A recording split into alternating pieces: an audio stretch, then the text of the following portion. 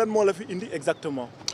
ñëwoon comme ni ngeen ko xamee bàyyi tournée internationale bi ma tàmbali depuis bientôt 10 jours démb laa jógee Paris yegg si fi à 20h35 pour apporter sama soutien sama affection renouveler sama fraternité au président Ousmane Sonko.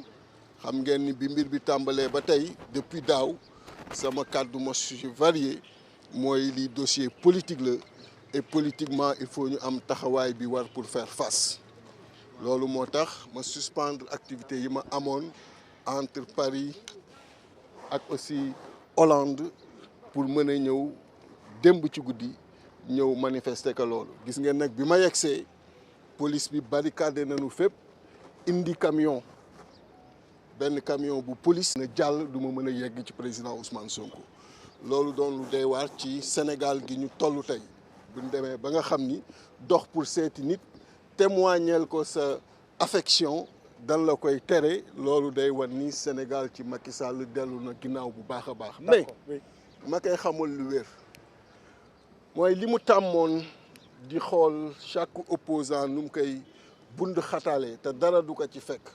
nu mu koy bund xataale pour mën a dem élection seul loolu moo fi jeex ñun on reste déterminé très serein parce que xam nañu ni tey jii nii ëpp ñu kàddu ci biir Sénégal ëpp ñu force politique ci biir Sénégal. D'accord président, est-ce que am ngeen nouvelle Ousmane Sonko aujourd'hui? Mais il se porte très très bien. Tout le temps ma toog sama oto maa ngi nekk ak moom au téléphone. fan la nekk leader bu mag la mi ngi këram leader bu mag la il reste serein.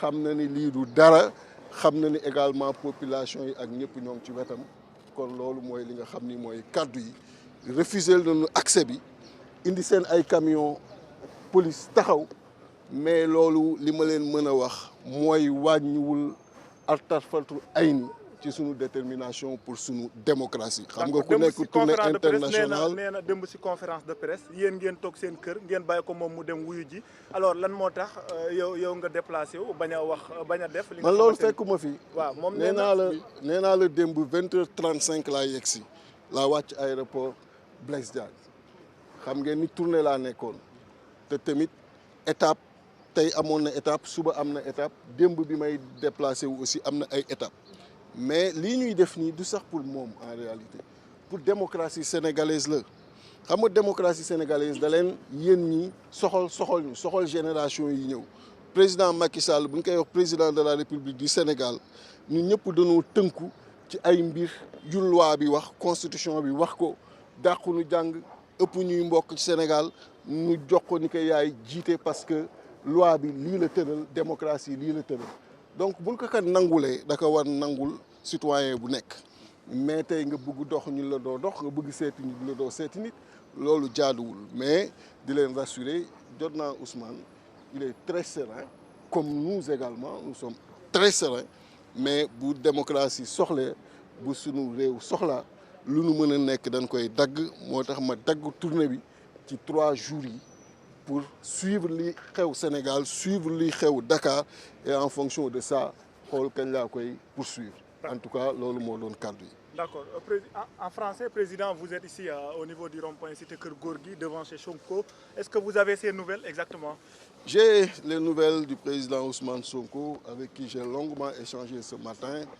Vous le savez, j'étais en tournée internationale depuis plus de 10 jours. Compte tenu de la situation et pour la défense de notre démocratie, j'ai préféré suspendre cette tournée et revenir sur Dakar hier à 20h35. Ce matin, naturellement, je suis passé à la cité Keur Gorgui pour le voir, pour compatir avec lui et lui exprimer de façon directe mon soutien. Mais vous avez vu ce qui s'est passé avec la police qui n'a pas voulu que j'accède à son domicile. Quand je suis arrivé, ils ont fait venir un car rempli d'éléments, rempli de policiers pour justement me barrer la route. Mais je tiens à dire au président Macky Sall que les pratiques qu'il avait l'habitude de faire sont aujourd'hui révolues et que les populations sont déterminées, nous également leaders, nous le sommes. Il ne pourra plus, par la voie judiciaire, écarter des candidats à la présidentielle. Il ne pourra plus se substituer aux peuple, aux populations, pour leur choisir qui sera le prochain président. En tout cas, qu'ils le sachent, on est là, on a interrompu une tournée pour la défense, pour la sauvegarde de notre démocratie.